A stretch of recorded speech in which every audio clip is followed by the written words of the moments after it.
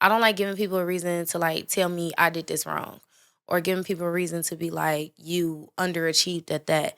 So growing up, I didn't even want them to have a reason to like tell me or to talk about me, to say that, they're disappointed in me. Like I was like, no, I'm gonna do my work. I'm gonna, go to school. I'm gonna do what I gotta do type thing. This is Sad Boy Radio.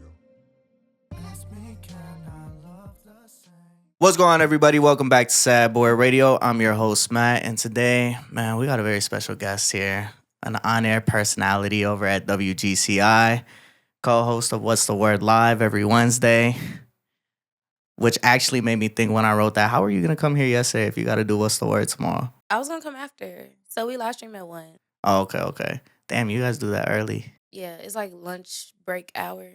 So people tune in. It's supposed to be so people tune in on like their lunch breaks. Owner of Specific Sense recently interviewed Jacquees, Santa, Mellow Bucks, and G Herbo.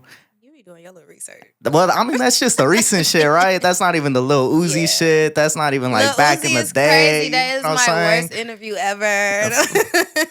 I'm not gonna lie, I didn't watch it. But I know you did it because it was your first post back in Instagram. It was. That was me and CK. Crazy. And look where we at now. Man, introduce yourself. What up, y'all?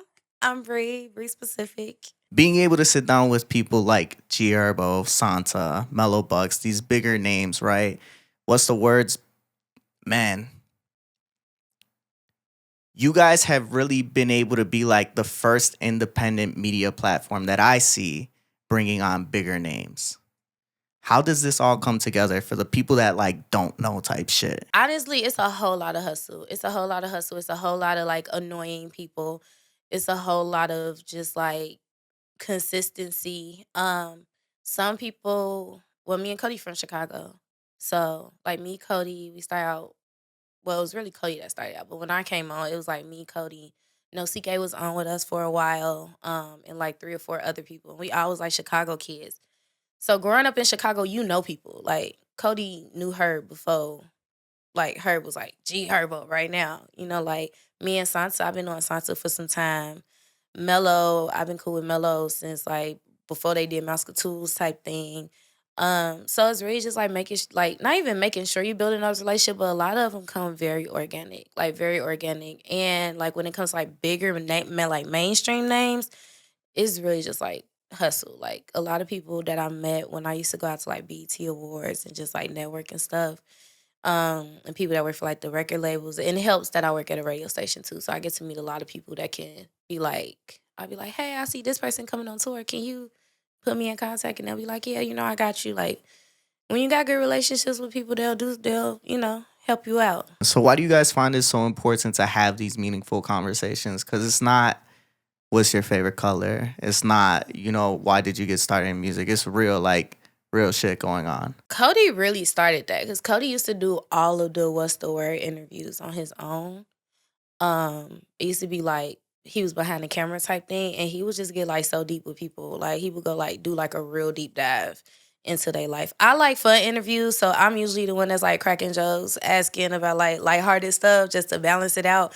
But depending on who it is too, like once you make them feel comfortable, and I've had like some of our team members be like, Bree, like they just feel comfortable around you, like when you come in. So I'm like hey girl, give me a hug, you want a shot? How you doing? Like before the interview. So I feel like, yeah, we just make people feel comfortable and they just comfortable with opening up. So, and we be like, okay, these interviews about to be long. We not doing like the 10-minute, hey, what you got out now? Tell them what your Twitter, your Instagram is. Nah, like if you gonna sit down, we gonna talk. I just love your energy. I'll say that, right? Because when I met you backstage, that shit was like really raw because you guys were genuine. And I even messaged you the next day, like letting you guys know how much I appreciated that. You know what I'm saying? Yeah. But recently you were just labeled as a tastemaker in Chicago. What does that signify to you? When I read it, because literally he sent me like these questions and I didn't even know that the article was about me. I thought that I was just like giving my little 1-2 and they were going to like take a little quote and then just add it. And I thought it was like a whole lot of Chicago people. And I didn't know it was like me saying how I feel about life, how I feel about Chicago. But to be labeled as a tastemaker in the city means a lot to me because this is my city. So it's like I've lived on almost every part except for over east, but I lived on like almost every part of Chicago.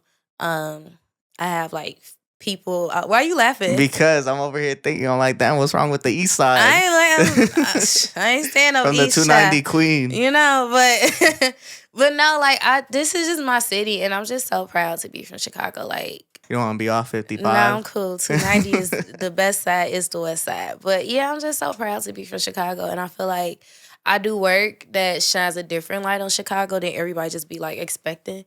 A lot of people be surprised when I say I'm from Chicago, and I be like Chicago, we have such a beautiful city.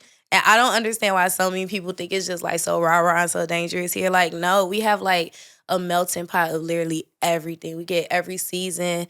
We have like from Winter Wonderland to like the Polar Plunge to, you could ride the Ferris wheel. We have a pier. A lot of cities don't even have a pier. Like we literally have everything in our city, and they keep trying to count us out. So to just be like a representation of Chicago, and that's the first thing that I ever like opened my mouth about, and nobody had nothing negative to say this time. Man, you know what? And that was where we were going next. I'm not gonna lie, right? I was just waiting for somebody to be like, girl, you cap. But no, like it was, I show love to like people that I see like working and grinding, and I try to do that every chance that I get. So I was grateful for the opportunity. I was so surprised because I didn't know that the article was about me. Your takes be controversial out here. My takes do be controversial. Your top 25 list, controversial. That's your funny. goaltender list, controversial. That's fine. You made a lot of people mad with that one. What, goalkeeper? Yeah, the goalkeeper. And that's the one that let me cross my legs, because I just didn't understand why people were so mad, because we gave so many people their flowers. And I feel like for anybody to just get mad that over 100 people in a city with probably over, 1 billion people right now got their flowers, you a hater. Like, don't be a hater. Like, everybody get their time. Like, I don't even get recognized in a lot of spaces, you see, but I don't ever hate about it. It's just like, dang, this is a new space that I probably feel like, maybe I could have did that, but maybe they just don't know about me type thing. But even with that, it's like, everybody's time, just not everybody's time. We gave so many, like the whole list was to give people their flowers. Nothing was ever to like, if we wanted to like make it like a seclusive, like, oh, this is an exclusive, these are the only people in Chicago that's really doing real work out here, we would have made the list like 20, 25 people. We literally gave everybody a flower that I remember, or Cody or whoever else was on the team that nominated somebody, remember them doing anything from like 1990 to now. So what was the significance behind the word goalkeeper, right? Because to me, the word goalkeeper was kind of confusing. Mm-hmm. Because you guys were playing off of the gatekeeper. You guys were playing off of the gatekeeper. And goalkeepers keep people from scoring. So why goalkeeper? Because if you look at the opposing team, you got to make the goal. But I don't know if that's how Cody would explain it, but that's how I look at it. Like, a goal is like an open concept for you to achieve. You're going to have people that's trying to like fight you to not get it. They're going to try to take the ball from you. They're going to try to stop the ball from hitting the goal. But once you get that goal, like, it's time for the next one. So you got to keep making them. So the goalkeeper was like supposed to be the scorer? That's how I looked at it. Like, goalkeepers, like people who continue to just achieve no matter like people, because we have people on there that I know for a fact have failed, that I've heard have probably not done like the best things in their career, but 5 or 10 years later, like, they're doing amazing things. They're helping artists in amazing ways. And I feel like that's what you should be known for. Like, you can always be known for your failures too, but everybody got a story. Everybody failed. Everybody done messed up in any type of relationship, any type of profession you is. Everybody has failed some type of way. You know what I'm saying? So it's like, why hinder somebody that's doing great work now because 10 or 15 years ago, they started out making mistakes. You know what I'm saying? And that was a big issue for a lot of people. They was like, well, back in 2012, this person did A, B, C, and D, and they shouldn't be on the goalkeeper list. I'm like, but they're doing so many other amazing things now. So why should we keep them away from being a goalkeeper or not give them their flowers because of something they did 12 years ago? Haters. Haters, they haters. I feel like anybody got a problem with goalkeeper is a hater. I think y'all should have just checked with a Hispanic. I'm not gonna lie. What you mean? Because like I said, goalkeeper is the but at the same time, I mean, you know, cultural differences. We got our vision. Y'all got y'all. That's why that shit confused the fuck out of me. I'm okay, like, what but don't is a y'all goalkeeper? call like soccer football? Okay, Y'all ain't check in with us. So we talk about the controversial goalkeeper list. What about the controversial tweet? What tweet? I don't know what tweet you know damn well what tweet I'm referring to. From 2022, when you called the music scene dry. I was a whole nother person back then. But break it down. What was going through your mind at the time? I know you did a whole sit down with Biko over this already, so we're not even gonna like go too deep into it. That part of my life is a blur, but I was at the hookah lounge when it happened. And I was just with one of my homies, he a music journalist, and we were just chopping it up. But this was conversations I had been having periodically with people. But I also said I think it's because of COVID, because COVID had just kind of opened up. People were like not really like going, and I felt like people wasn't going as hard. And then I felt like COVID made people a little bit lazy. Like people didn't hit the ground running once, you know, COVID ended. And yeah, I just said, I say so much stuff on Twitter and nobody pays no attention. But as soon as I say Chicago music is a little dry, well, I said dry, I ain't say a little bit. Said Chicago music dry, I said, is it COVID? What happened? I asked the question, what happened? And like everybody was just coming for me. Poor Bree. Did you shed a tear back then? No.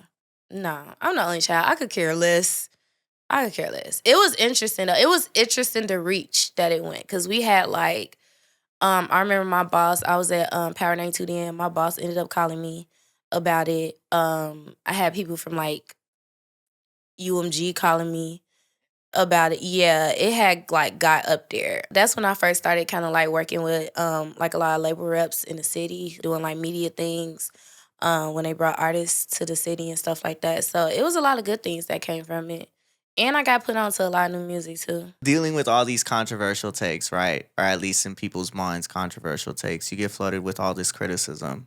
How have you been able to maintain your mental health through that all? I think I'm kind of used to it now. And I know I'm not like a celebrity, so it doesn't happen as often. But when it does happen, I just kind of ignored it. It's not... I got too much going on in life. It's too much going on with the president and the government for me to be worried about somebody trying to talk crazy to me in my DM about something that I said. That probably has absolutely nothing to do with them. Like, that be the thing. What I said has absolutely nothing to do with you, but you find time in your day to come back and talk about me, but it's whatever. You be reading comments and shit? I read all of them. No. Really? No. You don't? No. Why not? There's too many. And it's never under anything I said anyways. It's Really? always under what somebody else said. Well, you don't have a reason to do it then. I guess. I don't know. With me, somebody always trying to tell me I'm wrong. They always trying to talk about like how I look. They talking about like, you know, like I'm not they say I'm not educated. It be a lot. And I see it, and then I'm the person that see it. I go to y'all, I go to the page, and it's always somebody that got like 30 followers and no post. So it's like, bro, and you just have to understand the internet is not a real place. Like, the internet is cap. The internet is not a real place. Not to say that I be capping, but I don't always cap. Like, when I know I can't, like, it's a serious matter, I don't cap. But like, the internet is not a real place. Like, once you start thinking it's too real is when your mind start tweaking. It start affecting your mental health. Like, go read a book. You gotta take your mind off of it when like it really starts to like irritate you. Even with like followers. Like, I was at a point one time where for some reason, I don't know if I got shadow banned. I don't know what I did to Instagram, but Instagram was not rocking with me.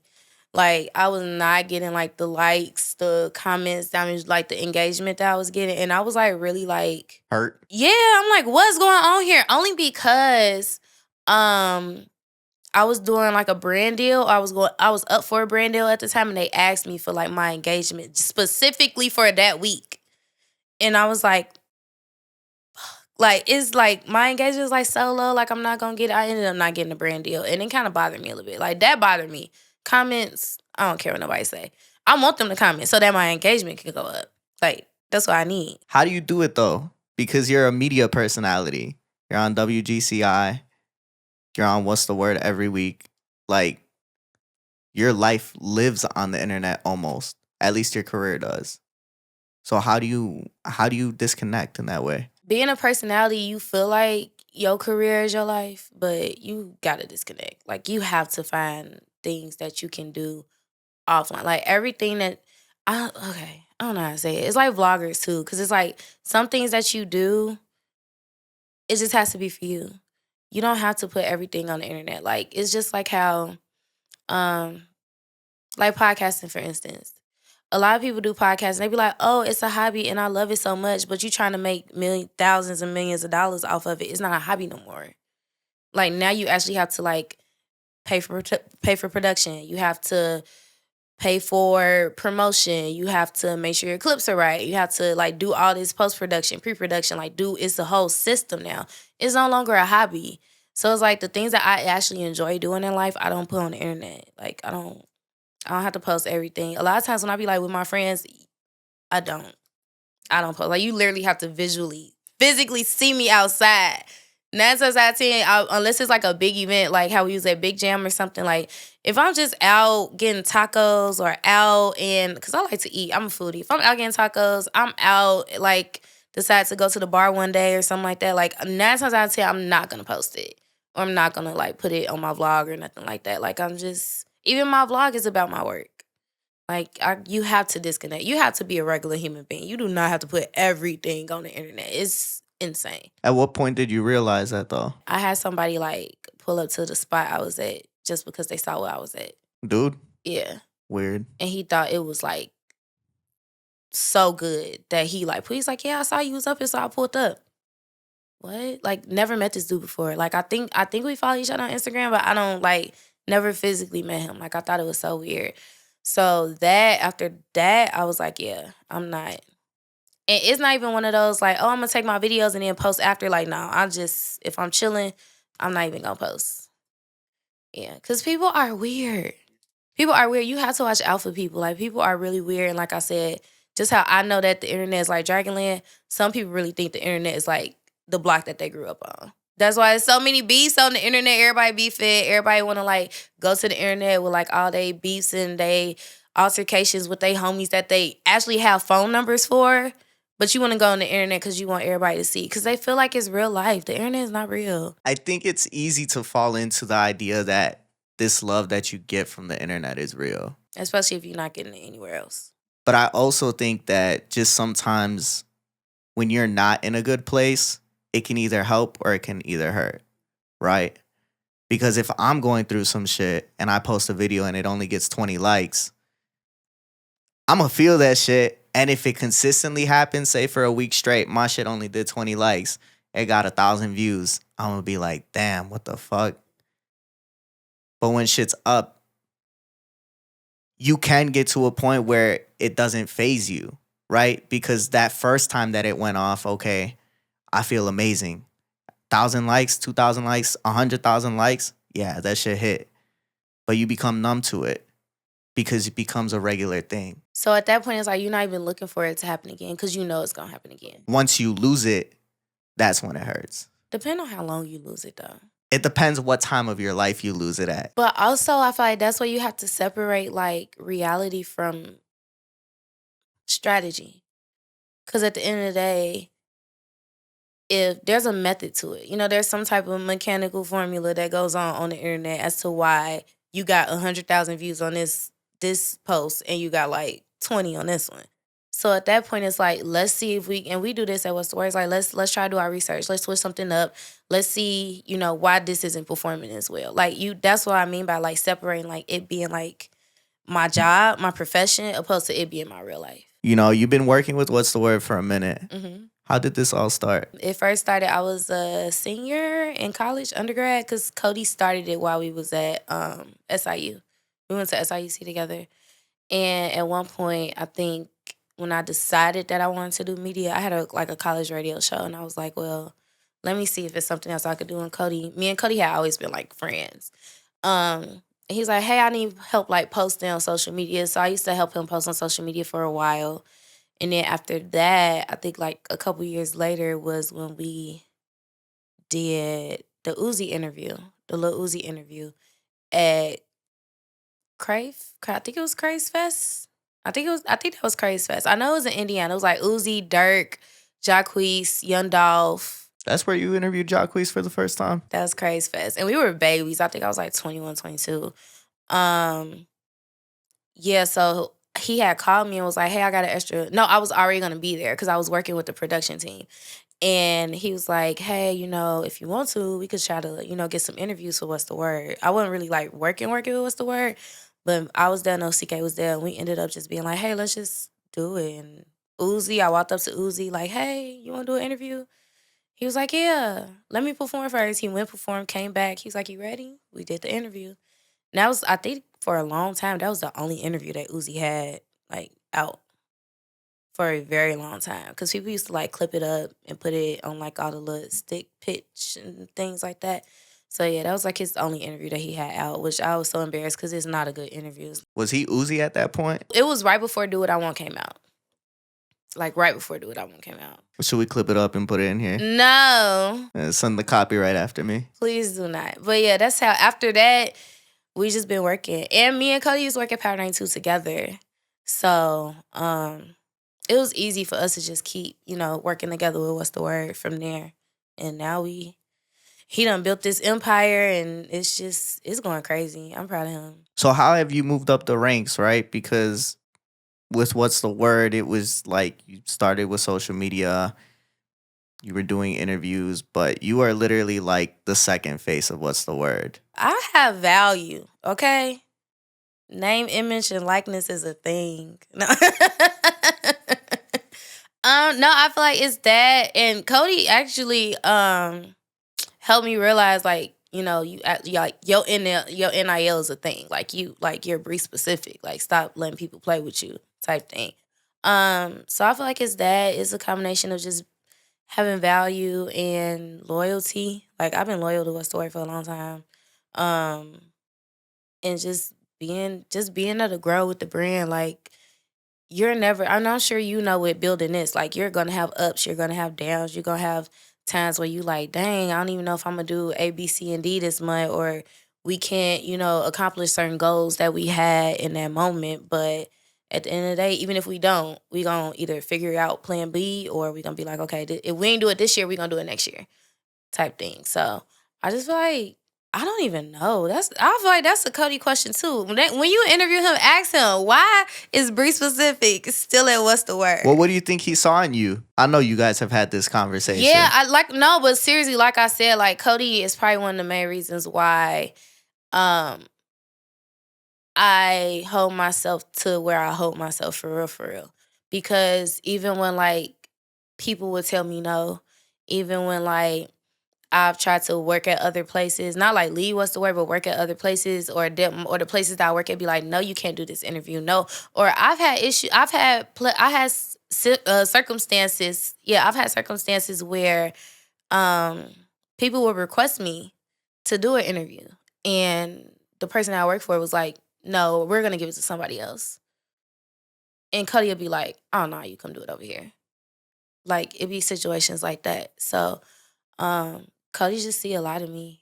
And at one point, and that's my best friend, like, literally, like, my best friend. And even, like, times where I don't be seeing it in myself, he be like, stop playing, G. Like, you got this. Like, we're doing it. Like, we're living it.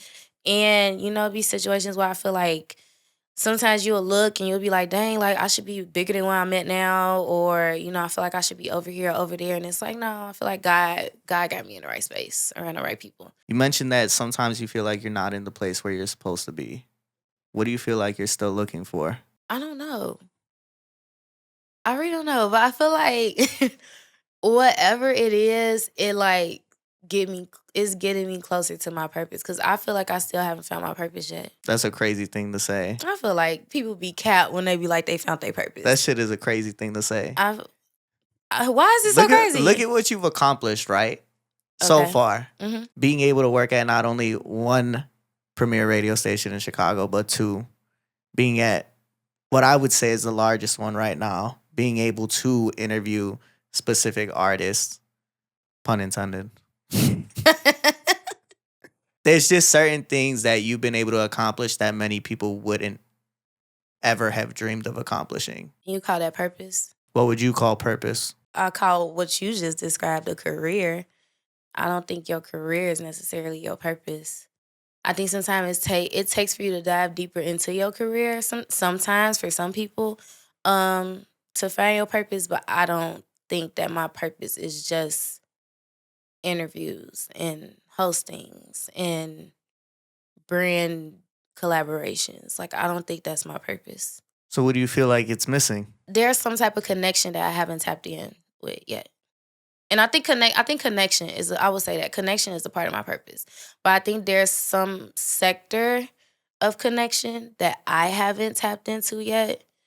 And when I do tap into like being able to connect with people that way, oh, I'm going to go crazy. Like, I'm crazy now, but I'm going to be like delusional. Like, y'all can't tell me when that part happens. So yeah, I feel like you just helped me kind of answer that question. But yeah, I don't think I've tapped into that part. But connection, for sure. Who do you feel like that connection is to?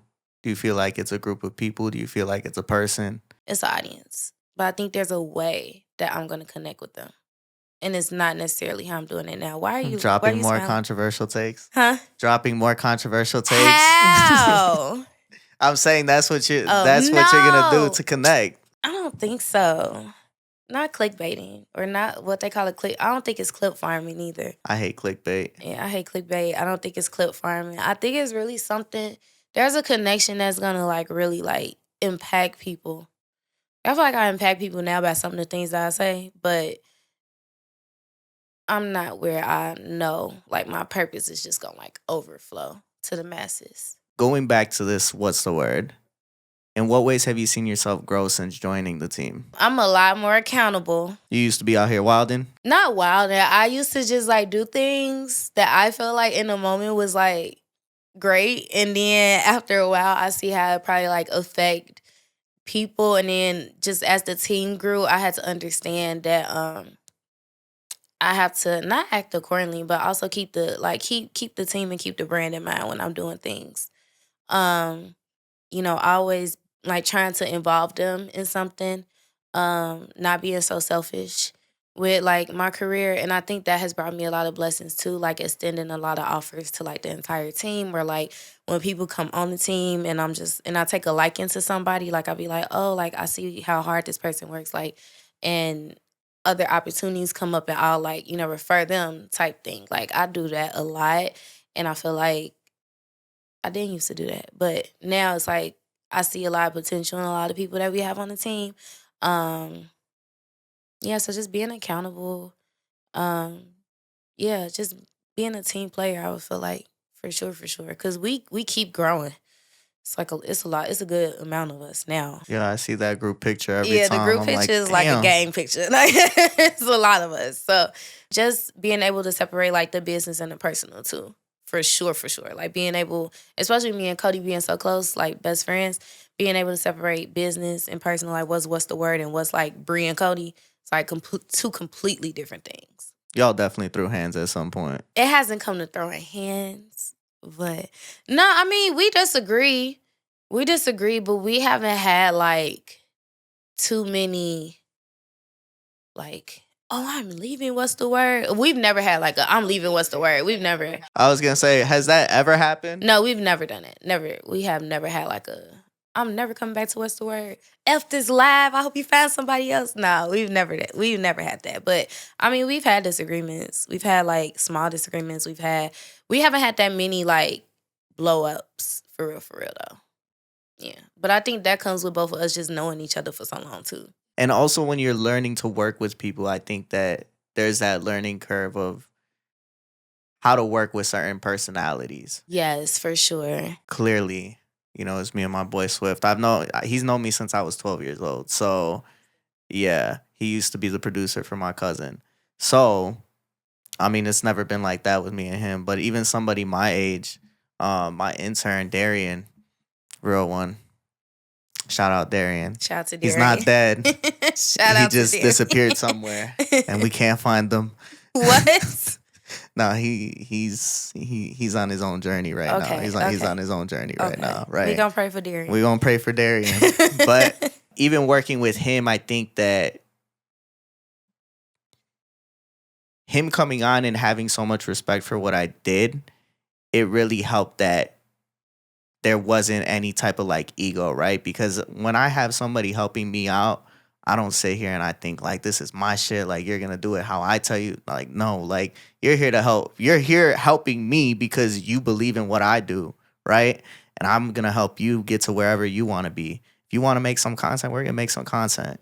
If you wanna, talk to this artist, we're gonna talk to this artist together type shit. You know what I'm saying? So I think being able to have that accountability and look out for people, I think that's an important quality to have. And we listen a lot too. Like, I know I don't know everything about like production. Cody might not know everything about content. So when we bring new people on that have like a more refined mind on like what's trending right now, what app should we use? Like we listen to things like that. I've worked with people that was like, oh no, we're never gonna do that, and they just stick to like the old ways of being, and it's like that's what's keeping you in the position that you are. You can't grow if you don't keep up with the times, especially in the digital media and digital age. Like everything is always growing, everything else, because people have to figure out what they was gonna do once TikTok left. So it's like you have to stay up on what's going on in the world and being able to adapt. And I feel like adaptability is another thing too, like being able to adapt and just being able to like learn new things and keep your mind refined on the things that you say that you love to do. And that's a skill you really had to push yourself in 2023, right? When you started with What's the Word, you were over at Power and you left a position that a lot of people dream about. Why was this the right time for you to move on? I had set a goal for myself, and 2023 taught me a lot about detours too. And detours are okay. Detours are fun. Detours are exciting. Don't be afraid to take detours in your life because everything is not going to go the way that you want. I kind of had a goal of like I wanted to be a certain place by a certain time, and that didn't happen. But I never wanted to leave. Like it was never like I'm through with this. Like no, I never wanted to leave. I'm not a person that leaves. I'm not a person that leaves for real, for real. I never wanted to leave, but I just felt like God was like kind of pushing me to be like, you gotta take a leap. Like you gotta see if something else is out there. I keep good relationships. So I always kind of have it in my head, like, and I don't even know if this is true, but if I had to go back, maybe I could, because I was a great worker. I feel like I was a great worker. I did everything. Like everything anybody asked me to do, I did it because that's how I came up. It's like, you want to be an intern? Whatever we ask you to do, you got to be able to do it. You want to work in promotions? You want to be a board op? No matter, we can have you. I know you want to board op in Power, but if we ask you to produce in a gospel station, you need to produce in a gospel station. So it was like, I feel like I had done so much over there, and not to say I got tired of waiting, but I just felt like God was like the universe was just saying like, just go for it. Like, just see what's out there. On top of, I see people just in the industry, period, that get stuck. They get stuck in like one position for like so long. And a lot of times it's not even like the best position. It's like you still got places to move up, but you okay with being here for like 10, 15 years is insane to me. Like some people be in great positions. Some people just be in a position because they like, hey, I'm just happy to be here. And to say that I work here, that's not me. That was never me. So what was the opportunity you were waiting on? I had two opportunities. One was in Chicago and one was out of Chicago. But unfortunately, because of certain stipulations, I thought I could take the one in Chicago, and then like the stipulations came about, and I was like, damn, like I really thought I fucked myself. Like I was like, oh, I'm never gonna work in radio again. This is crazy. Like, yeah. So I thought I was going for a position. I got the position, and it was like I couldn't technically do it. So between that time, I had gave up another position in another great market, because I thought I was gonna stay in Chicago. So at this point, I'm out of two jobs. You were down to move? Yeah, I don't got no kids. I don't got no man. I was about to go break that lease and go. Pack up my dog. Let's go. But I still didn't feel cool with just being in where I was at. I just wanted something different. And I feel like that's what it really came down to, like me just wanting something different and just not wanting to like wait on it some more.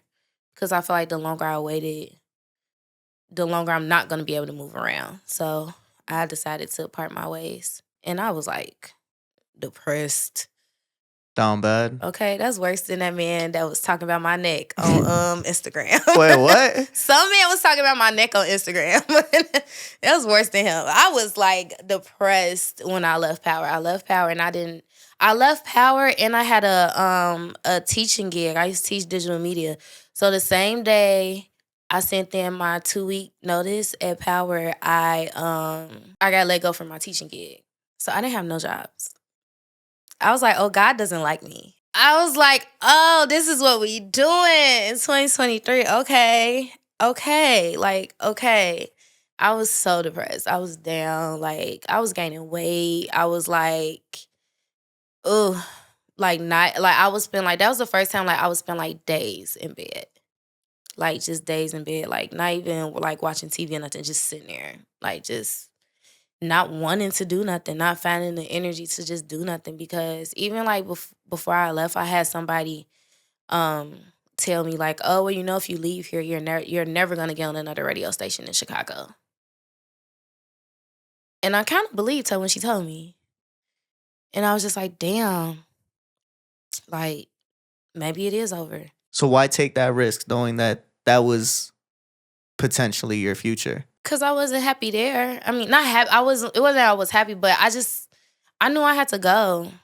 And I'm the only child too. So when I want something, it's like I get highs. Like I have to go get it. I can't sit down. Like I have to go get it. So it was just like kind of pushing me. Like something was literally just pushing me. Like, cause I could have stayed. Like I liked working out. I love the people that I worked with over there. I tell people that all the time. I loved the people that I worked with at Power. But I just knew it was time for me to go. And it was just that fear of getting stuck. So it wasn't a moment, it was more so a feeling. Yeah. It wasn't just one moment. What was the breaking point? When I messed up on those 2 jobs, because I could have went to Atlanta. And I didn't go to Atlanta because I thought I was going to be able to stay in Chicago. So when I found out I couldn't go to the other job in Chicago, I was like, ain't nothing to do, but because I know I'm not gonna be able to be here and be like sane. What was the position you were trying to get over at Power? I just wanted more time, on air. I wanted to be full time. You were part time? Mm-hmm. See? That's the shit that we don't know, right? People don't be knowing. But I wanted to get full time. You full time at GCI? Technically, yeah, but I'm not full time on air. Like the digital and me being on air makes me full time. So then after being in such a position where I don't even want to get out of bed, I don't even got the TV on for real, like I'm just chilling in the dark. What was it that kept you going through all that? Really my daddy. Like my daddy real big on like, you gonna figure it out. He's always like, cause I'm a crier. Like I will call my daddy and just cry about like, I don't want to get my oil changed. And I'm like hysterical type thing. Like I will call my daddy and cry over everything. And and usually when it's something big like that, like I don't know what to do with my life, my daddy would be like, you gonna figure it out. You just have to put the energy into figuring it out. And it took me a minute.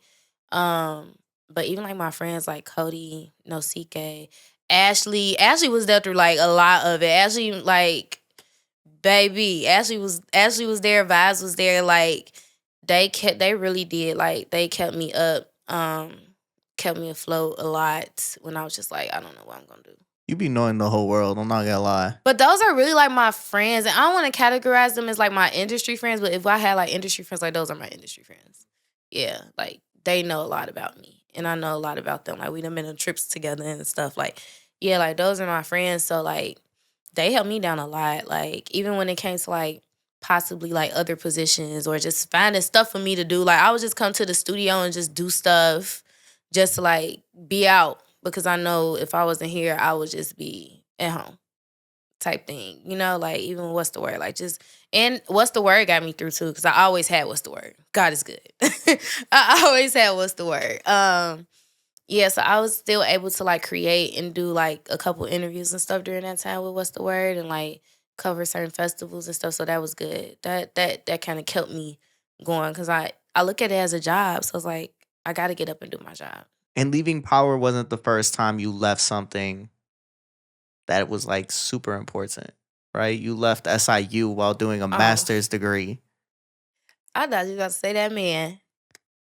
Oh no, I don't know what man that is. Good. No, But I was just playing. but who picks up their life and just says, I'm out of here in the middle of a master's degree? I don't like school. That's crazy though. I went to grad school solely because I still had my college radio show. And they was like, well, you can still do your radio show if you stay enrolled. So I went to grad school.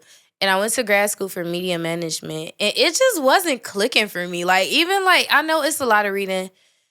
I like to read, but I like to read what I like to read. Like, I don't read, so really? no. I like personal development, self-help books, and I love autobiographies. I love autobiographies. But the media management program that I was in just was not clicking to me. It wasn't making like sense for real. And I just was like, what am I doing? Some of my friends that I lived with, like my roommates, they had like found jobs or they moved on or they just traveled the world. And I was like, I'm really like limiting myself trying to stay in Carbondale, Illinois with a radio show. Like it's Carbondale, Illinois. That's like Valdosta, Georgia. Like what? Like there's nothing else for me to do here. So in the middle of the semester, I just stopped going to class. But this was the home that helped you find a different side of you. It was. I know it was time to go because it was Carbondale. Your only listener was your mom? At first. My mom was the only person that listened to my radio show at first. She wasn't hating. She was telling me the truth. She was like, yeah, this ain't for you. And I listened back and I was like, she right. This sound bad. Like, but I don't know what kept me like, I just kept doing it. I kept doing it. And then when DJ D93 started doing it with me, it just went up. That was when you were doing CRU LUV, right? What you know about CRU LUV? That's crazy. I'm just waiting for her to like give me a reaction off some shit I mentioned. No, CRU LUV Radio is funny as hell. Cause we used to throw like used to throw like parties, and we had like a whole social media page that is probably still up to this day. Yeah, I was really branding CRU LUV Radio. That's crazy. Why didn't you keep it? I think primarily because me and my friends kind of separated a little bit. Yeah, I think if we all ended up in like LA or Atlanta or something, we was talking about, because we just had like a SIU alumni event, and we were just talking about like if we ended up like in the same city all at once, I think we probably would have did something with it. Because at one point MTV had called me in college. If I promise you, MTV called me and they was like, we want y'all send us a video, you and your friends, like just out on the weekend type thing, because they was looking for like some type of like friend show to do. they were trying to make you the next Jersey Shore. That's fine. Out in Carbondale. Okay, Carbondale Shore, period. No. Were you still going by Miss Roxy Hart at this point? Miss Roxy Hart is crazy. I don't even know why I call myself that. That's so embarrassing. Thank you for embarrassing me. You're welcome.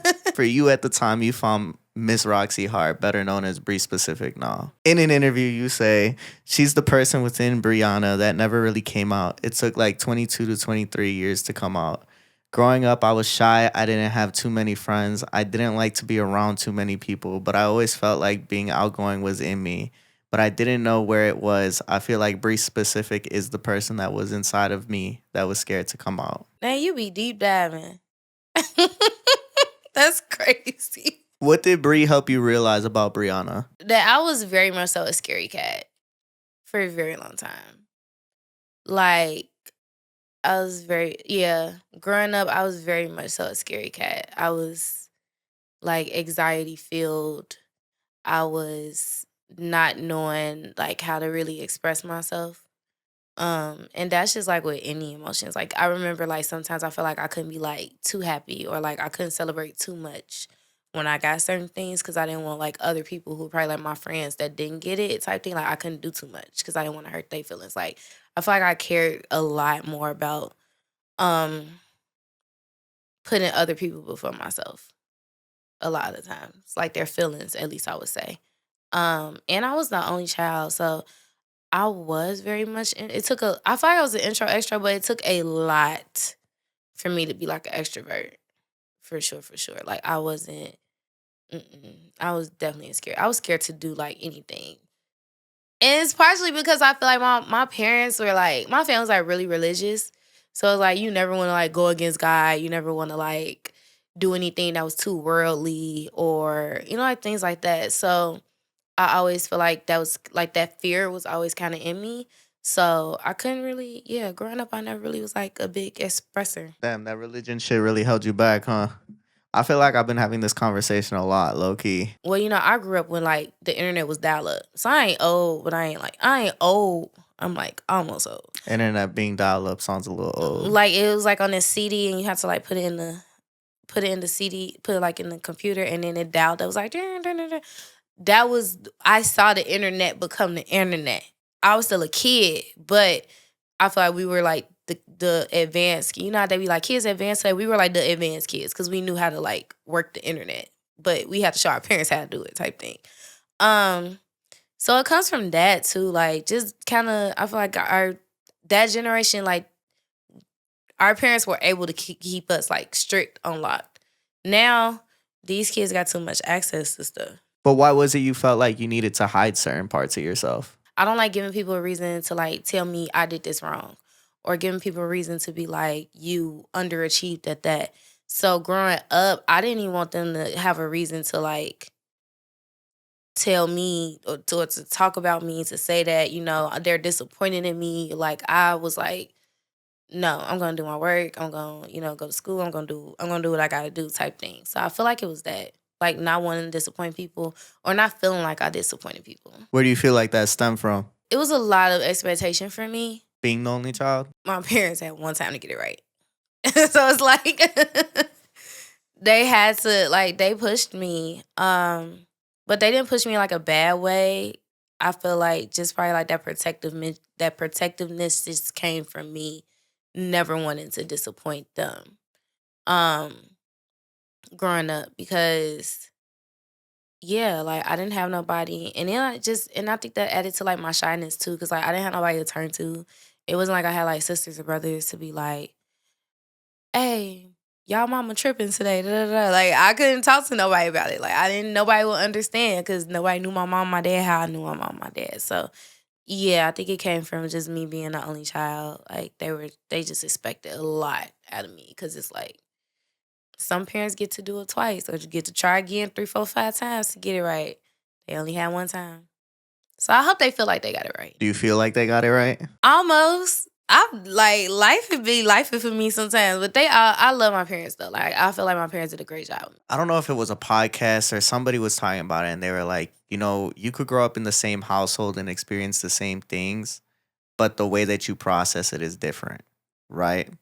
So for me, this is going to be putting me on blast, but for my brother, he's the oldest. So when it comes to like anything money related, he's got that. You know what I'm saying? Like because he's the older brother, I'm like, "Hey, you got that. Like you're my older brother, you got me." And then for me, like growing up being told like, "Hey, we don't got it right now." Right? Or, "Hey, there's a recession." When you go to Christmas and you might not get something from one of your aunts and uncles, like just be thankful for whatever you get, right? And I remember there was one birthday where my mom woke me up and it was like, I was probably like 8 years old or something. And she got me a radio, but she didn't want me to look at the price tag of the radio because she didn't want me to feel bad. So now they always tell me, they're like, "Why are you like this with your money? Why are you so like," they call me cheap. They're like, "Why are you so cheap with your money?" That's why. I'm like, because these are the things that I experienced growing up. And they're like, "Oh, we never did that." I'm like, all right, you didn't do that. But then it seemed like. But you can talk to my brother, you could talk to my sister, and they'll tell you the same exact thing, right? And well, another example, right? My brother, he was able to take the ACT when he was in like 6th grade. I got the same opportunity. But once I got to 6th grade, it was, "Oh, we don't got the money for you to do that." So it was little stuff like that that shaped the way that I thought. So when I explain it to them, you know how parents be. You explain to them like They not trying to hear it. they don't want to hear They it. don't wanna And I'm hear it. not saying like they got it wrong. I'm not saying like they did anything wrong, but I feel like it's different when it comes to parents and like perspectives of children until it's like a milestone movement or something like that. But because I feel the same way. Like I feel like sometimes certain things I probably don't even talk to my parents about because I don't think that they would just understand it from my perspective. You know, like even when I first started doing like working in urban radio, I feel like even my grandparents, like my grandma was like, "You need to go to church on Sunday." What do you mean you're working at a radio station that play hip hop on Sundays? Like she was like, no nonsense for it. Like, what are you doing? So it's like stuff like that. When it's like I gotta do it now so I could work towards a bigger dream. But like at the time she was like, yeah, no, we're not doing that. they don't get it until there's something real behind it. So I start writing them a big check that be like, oh, this is great. I'm glad we did this for you. And it's like, okay. So then all of this leads you to where you are now, right? We mentioned it a couple times, but GCI. Why did this feel like the right move for you, considering you did have that position in Atlanta, right? You could have taken that at first. You decided not to. You take the time off, kind of because you were forced to, but you end up landing at GCI. Why was this the spot? I didn't want to leave Chicago knowing that I gave up trying to get to GCI. I knew that because I knew I wanted to be at iHeart. And iHeart is literally like the biggest audio company in the world. So it's like iHeart is one of the places where I could probably stay and just do so many different things within that one company. I don't have to deal with, you know, the contracts and all the other stuff that I deal with trying to get out of the company because, you know, instead of me like switching companies, I could just switch positions in one company and make it a lot easier. Hopefully it is. I don't really know yet, but hopefully it is. I didn't want to leave Chicago knowing that I was like, okay, I'm just going to give up on something that I know was like right. Like I saw it. It was there. My name was on the paper.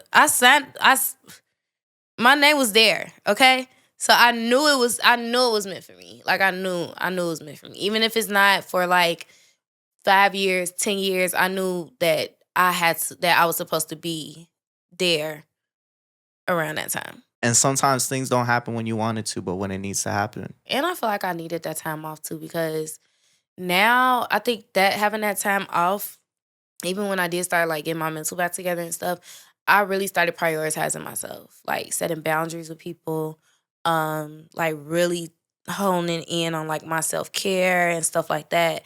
Cause I feel like I was just working so much over the last like 4 or 5 years prior because I wanted people to see that I'm working this hard so that they could be like, okay, we're gonna give you this position or we're gonna move you up or we're gonna do this and we're gonna do this. And I'm like, bro, I gotta start waiting on people to give me opportunities and just start like making my own, just start taking them. And I've seen the energy shift since you moved. Really? What kind of energy you think, Chef? Just you on social media, right? Because there's what you see on social media and then there's what's actually going on.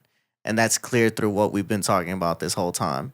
But on social media, you can tell that there's just been this shift in you. And even like with the workout content, right? You going to the cycle classes, you doing Pilates, like there's a lot of different aspects that you're showing throughout your social media that really shows like, hey, I'm moving up a level. Okay, I'm back and I'm better, or whatever Bryson Tiller said. Hey, by the way, I didn't realize you were at a dinner with Bryson Tiller. Yeah, I was. That was dope. I didn't really get to talk to him for real because I was like on the other end of the table, but it was dope. I saw that shit. I was like, yeah, because Trap Soul was like one of my favorite albums of all time. The Trap Soul and Anniversary. Yeah, for sure. How'd you feel about the new one? I love Bryson Tiller. You weren't feeling it? Not really. It just wasn't giving me Bryson Tiller. But I also feel like he probably in that stage where he trying to figure it out. And I think he said that in interviews. In an interview, he was like, you know, he happy. So it's like, why am I still making like heartbreak music or like music that make you feel like, you know, we getting through something when he like, I'm not getting through nothing right now. I'm happy. Man, Anniversary came out during one of those times. He's great at making heartbreak music or I would need my girl back music. I love that for him. But yeah, Bryson Tiller is one of those people that I feel like we just expect so much out of him because we don't get too much from him. How would you say everything has changed since you moved over to GCI? My hair got longer. I'm so serious. My hair got longer. I've had a lot more brand deals since I go over there. I don't know. I don't know if it's because I was over there or I just, like you said, like I just look different on the internet. I show a lot more of myself. Um, and honestly, being there, I I used to tell people like I never really had like mentors. Like mentors that I could just call and like ask questions and I know that they're gonna give me like the best advice and like they've been in the game for like forever. Being over there, I get a lot of that. Like I went to lunch with one of the um hosts over there and she's been in radio for like 30 years. Yeah, she's done radio literally like all over the country. And she just was like, let's go to lunch. And the first time I asked her, I couldn't make the first time. But then after that, she was very adamant on, we're going to lunch. We're going to lunch. So we ended up going to lunch. And like, she gave me so many gems, like literally walked me through like, this is what I feel like you should do. But if not, here's a plan B, da, da, da. And I got to ask her questions. Even this morning, I was in the gospel station over there at iHeart, and I got to talk to the morning show host over there, and she was just so what you want to do? How, like, what's your plan? How do you want to get there? And I feel like I never really had that. So on top of like my other coworkers that work at GCI, like they so driven. Like they motive over there is a little different. Not to say, like not trying to compare it to my last job, but I just feel like I get more insight on like how to make it happen, like on air, off air. I think also if you look at the environment and like I don't know anything about any of the places, but if you think about the environment that you're in, the setting that it is, look at the two differences between the offices. Yeah, because the one I'm in now is on 30th floor. But not even that. My heart stopped a little bit when I Lighting got wise, there. like It's very bright over there. We got a lunchroom, like a snack room. when you put yourself in an environment that fosters positivity, you're gonna have positive results. Look at the Google headquarters. They be kicking it. But yeah, I just like, the energy is just, I like the energy. Like by no means am I comparing it to, like places that I've been before, but I really do like the energy over there. I like the energy. It like makes you want to be like, okay, I know I could do way more. Like, let's get to it. And even though there's these periods of the highest of highs, right? You're basically in heaven sometimes. There's those periods where you go through it. Like we talked about, life be lifing. You're down on your luck, going through what you feel like might be the end of the world. Like shit. When I tell you last year was one of those years, Ashley heard this already, I think, but like there was literally just a point where I was out. I was like, if somebody cancels on me this week, we are done. Sad Boy Radio's a wrap. But that's a part of the grind, right? I don't think I ever felt it that bad. Because there were a couple times where I'm like, all right, like after my first anniversary show, it didn't turn out how I wanted it to. People canceled on me for like 3 weeks in a row. And I was like, damn, like what the fuck is going on? You know what I'm saying? But even at that point, I wasn't like, damn, like if somebody cancels on me right now, like I'm just not going to do this shit no more. And that was after we already had like 5 episodes filmed. So it was just one of those times. I'm not going to say I'm used to it, but there's been a lot of times where people either didn't show up for an interview.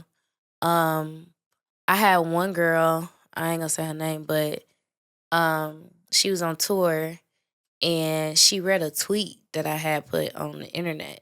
And here I go tweeting again. And she took it completely the wrong way. Like, completely the wrong way. And she, like, canceled the interview. But I feel like she was kind of playing with me because I took off work that day. We met her at the hotel. All of a sudden, when we get to the hotel, she leaves the hotel. So we sitting there setting up and everything, and she's gone. And then her people are like, okay, let's just, let's meet her at dress rehearsal at the venue. Go get something to eat. Go to the venue. Mind you, I took off work my whole day.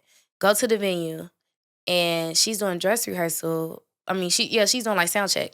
So they're like, okay, she's gonna come after sound check. Never came. Didn't see her. So then after a couple hours, I got a call from my manager at the time, and she was like, yeah, so-and-so canceled the interview. Like, it's not happening today. And I was like, what? Like, we just literally been around this girl all day. Never, like, that didn't make no sense. But then I found out that she read a tweet. What was the tweet? Somebody, like, threw an event. Like, she didn't throw the event. It was, like, somebody else that threw the event, and she came. So she was, like, the special guest. But I tweeted that I wish it was more media people there. Only because when everybody saw that, you know, I had posted my picture, whatever that we had posted, they were like, why I didn't know about this? Duh, duh, duh. Like, it was a lot of media people that was hitting me. In my head, I'd be thinking, you know, if I get invited, everybody got invited type thing. And I literally tweeted like, dang, I wish it was more Chicago media at her event. And she took it as I was trying to say her event was whack. So because of that, imagine we had chopped it up at her event, everything. We were kicking it at her event. So because of that, she was like, yeah, I don't want to do the interview. Instead of like talking to me about it, or she could have, because I don't know. I would have been like, girl, I saw your tweet, what's up?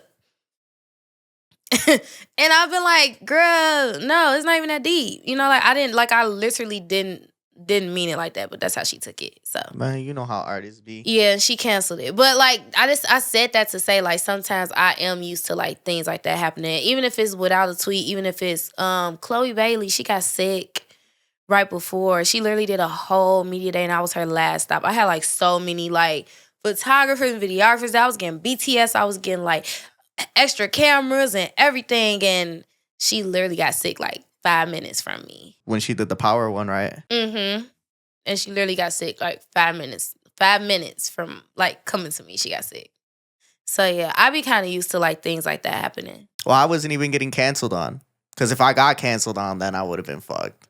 But I didn't get canceled on. Matter of fact, that's when I did Shy's interview. And that's why, like, when I talk about Shy, like, that's love. Because I talked to him when I was going through a period about him going through a period. And it just helped resonate with me. And it just helped me pull me out of a space where I'm like, okay, we're having real life conversations that are not only helping me, but helping the person in front of me. Does it take a toll on you? Because sometimes you get a little deep sometimes. You can get home and have to like shower it off. People have asked me that. I don't think so.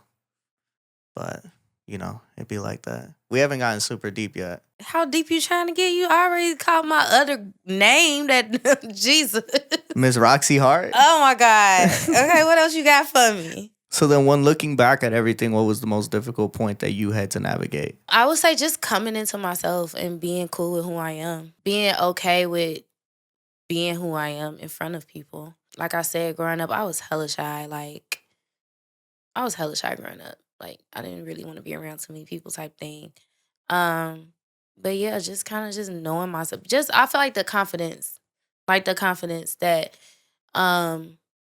people tell me that they see in me, that a lot of times I still don't see in myself these days. I be like, and I feel like something that has helped me was like starting to celebrate. Like, I know we was talking about anniversaries, like off air, but like starting to celebrate like my small wins and stuff, like the article yesterday and things like that. Like, though, I want to start, you know, getting into really celebrating my wins. Why do you feel like you've never seen that in yourself? Because I was so restricted from doing stuff growing up. Like, I remember my mom telling me, like, I think we were going to the movies. And I remember my mom used to be like, because we stayed with my grandma, she used to be like, don't tell your grandma we're going to the movies. Like, I literally used to have to tell my grandma I was going to, like, praise dance rehearsal. Yeah, like, that's how deep it was. So, I mean, just coming into my own now and being a woman, it's like I still have moments where it's like, maybe I shouldn't do this, or I couldn't even be doing too much, but I'll be feeling like I'm doing too much, you know? But at the same time, it's like I'm being myself. So I gotta not even find that balance, just fuck them people. Man, fuck them people, and the song I pulled does not reflect fuck What's them the people. song you pulled? All right, so this last section, I'm gonna just break it down like this. This last section, finding my happiness. Because I feel like what you really sent me was looking for that happiness. And still feel like you're searching for it, right? Looking for what your bigger purpose is. Why am I holding on to people that might not serve me no more? And there were a couple more. I just can't think of it right now. Yeah, you hit most of them. But the song Lonely by Justin Bieber, when he says, what if you had it all, but nobody to call? Maybe then you'd know me, because I've had everything, but no one's listening, and that's just lonely. I don't think that's what I was trying to say. Being a media personality, being somebody that's on the radio. Again, there's these people who listen to you, who see you, but they don't see you, right? And once again, being a person that has gone through that and understanding, right? You can achieve everything that you ever wished for, but not having certain things, it still feels like there's that emptiness. So that's what you described to me for real. Okay, well that fits.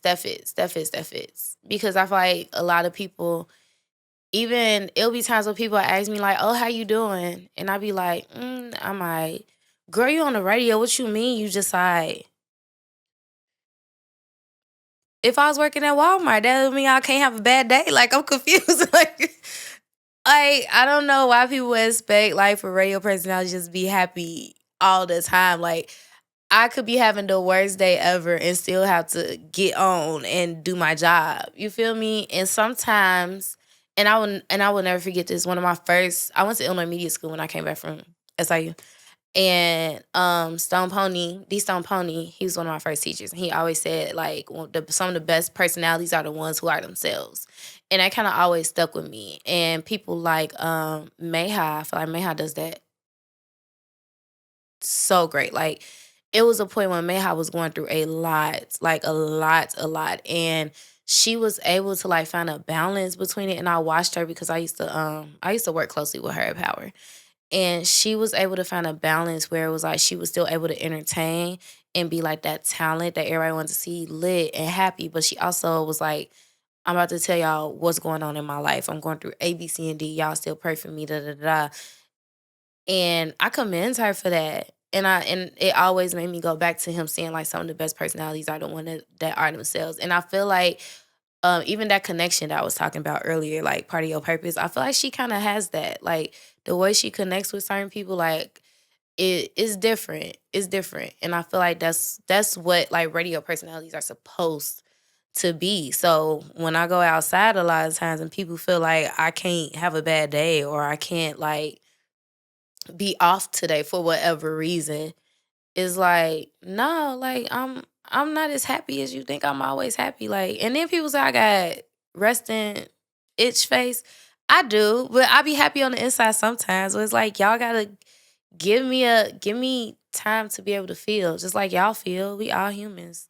It's ironic how growing up you felt like you had to hold your emotions. And even now people expect you to just hold your emotions and never truly show it. But back then you were doing it not to hurt others. Or trying not to be weak too. A lot of times. Because I'm a crier. I think I told you You that. didn't even cry today. I didn't cry today. Thank God. Thank God. I asked God not to let me cry. But yeah, I'm a crier. I cry at everything. Like I will bust out in tears. What do you think I had to ask you about to get you to cry? I have no clue. I told you my anxiety was on like 20. I had no clue what you were gonna ask me. I don't feel like I found anything where I could have made you cry. I feel like you could have dug a little deeper into like something, but you didn't. So I'm glad you didn't. What, you want to talk about the relationship? Oh no, hell no. I'll give you 10 minutes to get your clip. Okay. Because that'll be the one that goes. Do you feel like you've equated happiness with your career success? No. Really? Mm-hmm. I would have thought so. Why? That's the vibe I get. I feel like you've just worked so hard to get to where you are. But I'm literally nowhere near where I want to be. Are you happy? I'm the happiest I've been in a very long time right now. So what stopped you from being happy before? Just focusing on my career. Just working, just going. Not sitting down worrying about me. So you equated happiness with your career success at that time. I didn't equate it. I wasn't happy then. But why were you chasing your career so hard? That's all I really had. Even when all I knew for a very long time was work. Like, my friends would tell you. Like, I came back from college and I was just working. I had like 3 jobs. I wasn't even on the radio. I worked at like Target, right on the side of the Target I worked there was a furniture store. I worked there too. So I would literally like take my badge off and go to the furniture store, change my shirt, go to the furniture store. I was bartending. Like I always had like 3, 4 jobs. And yeah, like I was like working. And then when I got to when I started getting into radio, I was bartending. I was trying to teach. I was like, I've always had like 2 or 3 jobs. So it was really just like career, career, career. And it's not to say that I wasn't happy because I was working so much. I just didn't have time to think about being happy because I knew I needed money to live. And I knew that starting out in radio, you not just gonna like get paid unless you now it's different because like now we got like content creators that really can some content creators can move over to like podcasting and radio and stuff like that and actually pay them. But even a lot of times when you start your podcast, you don't get you know. It's not like you just get money just out the gate. Okay? So yeah, like I really didn't have time to be happy because I was working so much. So I feel like I didn't even have time to think about being happy. I just assumed like I was just here. I'm still trying to figure out why you were working so hard. I started out hosting like a lot of showcases. Like we used to have showcases that like era used to be like Refuge Live, Baseline. I hosted so many showcases at Baseline at one point in my career. Like I hosted a lot of showcases. At one point, I was the girl that hosted like everybody's like up and coming showcases.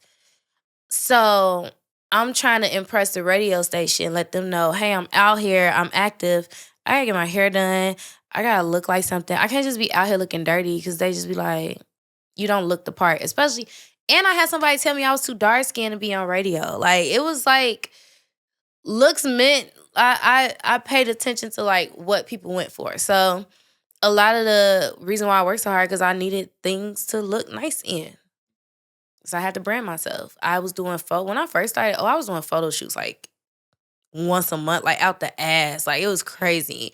I never equated myself to be a model. I just needed some type of content, and I was just doing whatever I could do. But whatever I could do cost money. I needed a stylist. I had to pay my stylist on top of buying clothes. So it's like, unfortunately, I never went the sugar daddy route. So I had to work and get it myself. You could have went the sugar daddy I route. should have went the sugar daddy route. Some things I am disappointed about life, and that's probably one of them. I feel like it's not too late, though. The last quote I pulled from you, you say, as far as dating, I really believe in friendship first. A lot of people have more loyalty for their friends than they do their counterpart.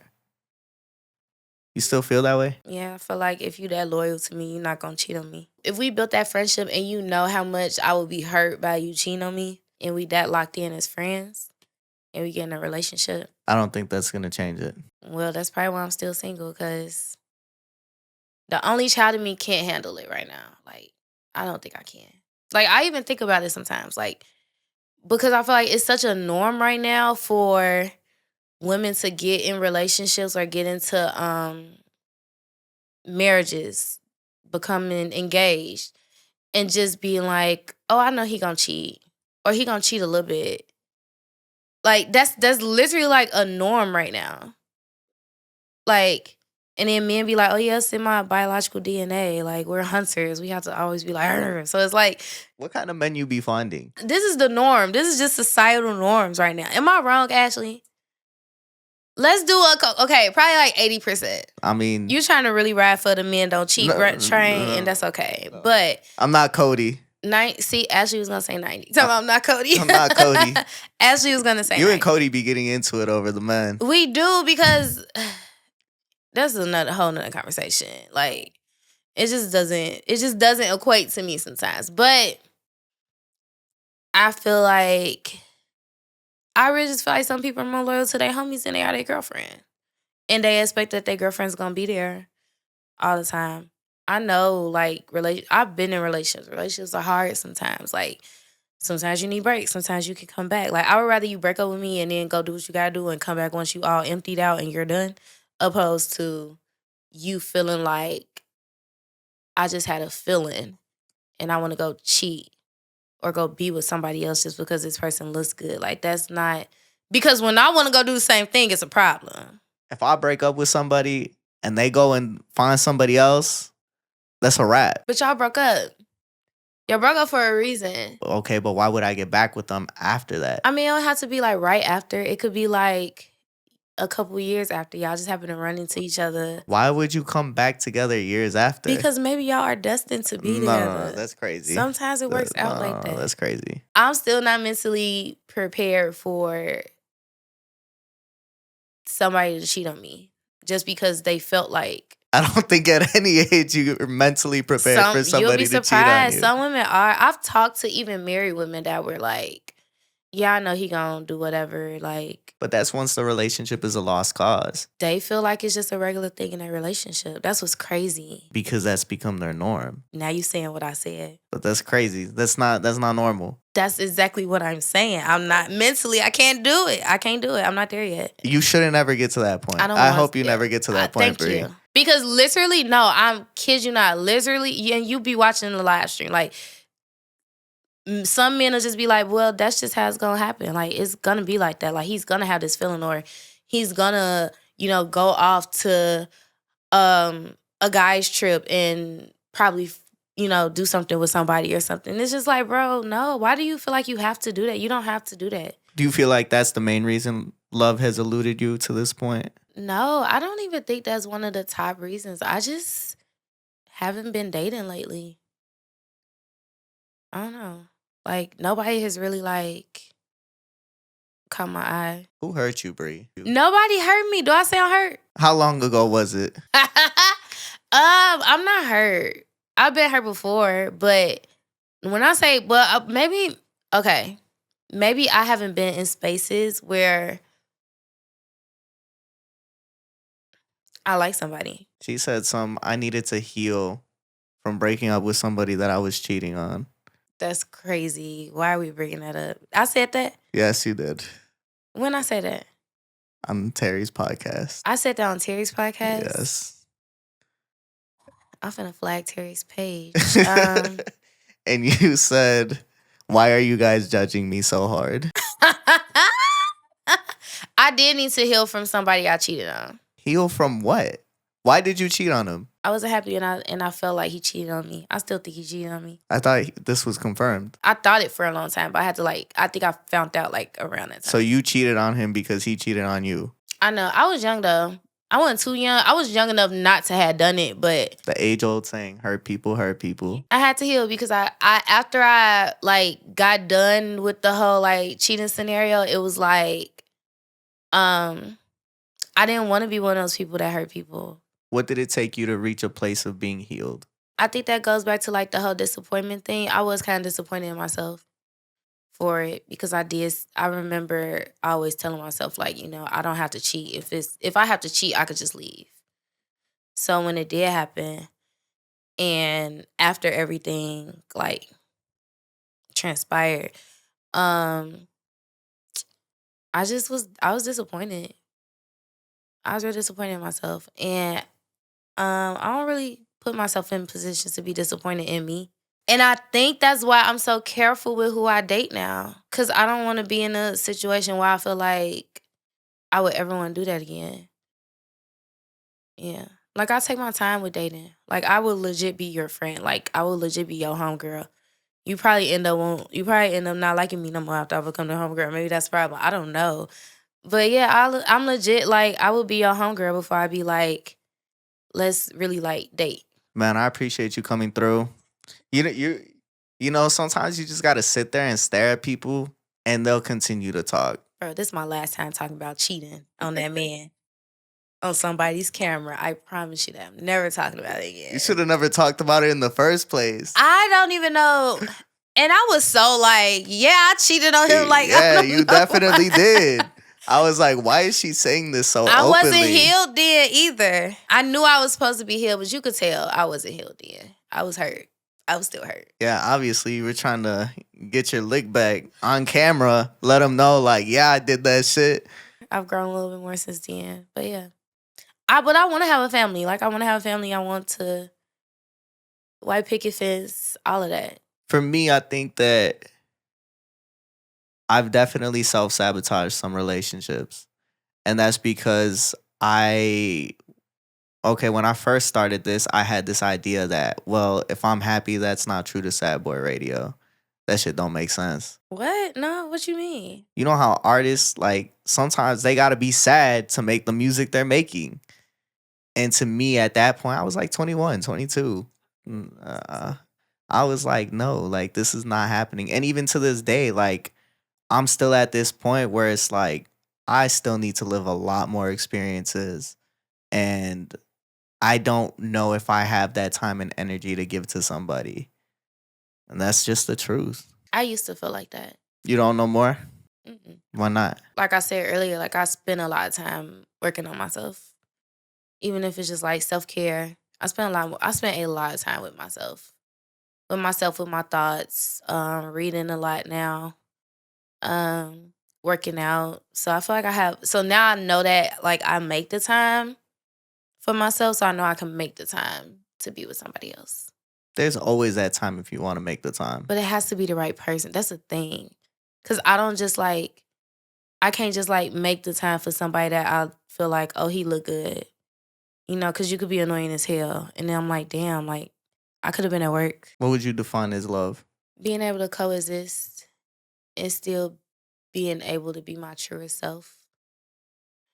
And even when I don't like that person that day, I know I love them enough to be able to, like, we could, like, give each other space, but not think too much on it as far as, like, oh, it means it's over, or oh, we gotta do like the hard work. Like maybe it's not as hard of work as we think it is. Maybe it's just like maybe we just need space. Come back and actually communicate.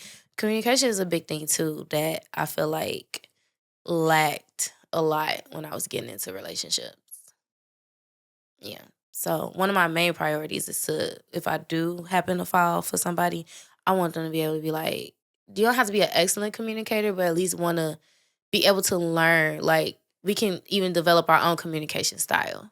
Cause there's not no one way to communicate. So yeah, like let's be able to like get to really know each other.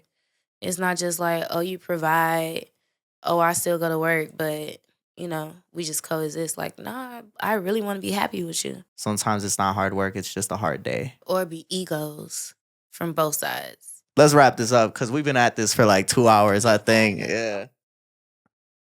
You got anything you want to plug? Yes, make sure y'all watch What's the Word Live every Wednesday, 1 p.m. Listen to me on WGCI. Oh, what else I got going on? Buy these candles, specific scents. I got kids to feed. She ain't bring us no candles. I should have brought y'all a candle. A candle would be dope in here. It's crazy. Next time I ain't gonna say next time. I'll probably actually bring you some up here. I'm just saying, right? People be coming up here talking about all this shit they got. And y'all ain't nobody ever bring us shit.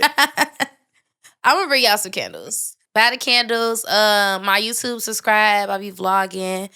And yeah, you know, this is the realest episode of Sad Boy Radio y'all gonna get. Oh, wait. What the hell does specific mean? It mean B100. Like, stop playing. Make sure you go ahead, like, comment, and subscribe. Sad Boys for real. Peace out. This is Sad Boy Radio.